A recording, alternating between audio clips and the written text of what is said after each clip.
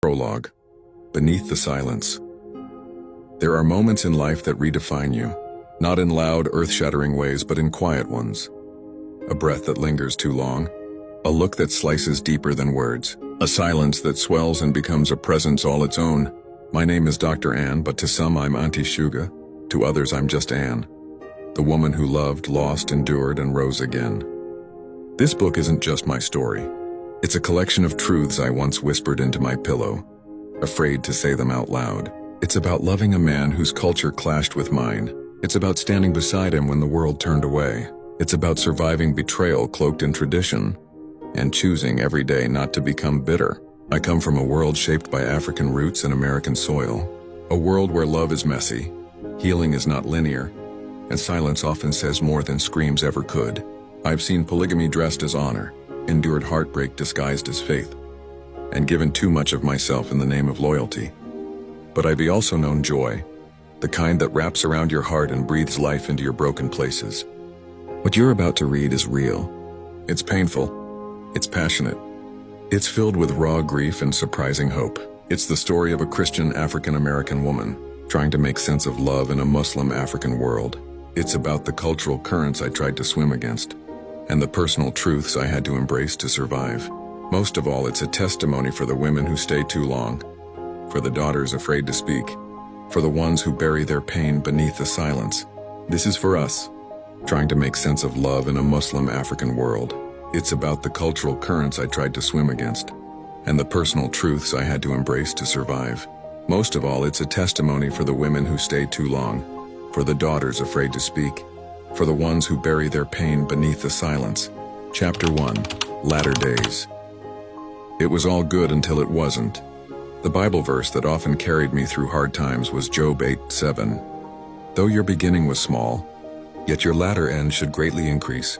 Another that echoed this hope was Haggai 2:9. The latter glory of this house shall be greater than the former. These scriptures became more than just words, they became a mantra, a promise that would guide me. Your latter shall be greater was the slogan I lived by. So when I turned 50, I was ecstatic. I believed that this milestone was the gateway to my most glorious chapter. I felt lighter, wiser, and more inspired than I had ever been. But life, as it often does, had its plans. I'm Miss Ann, at least that's what my family calls me.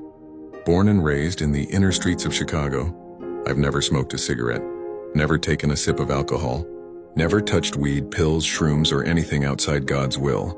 But I did have one weakness: men.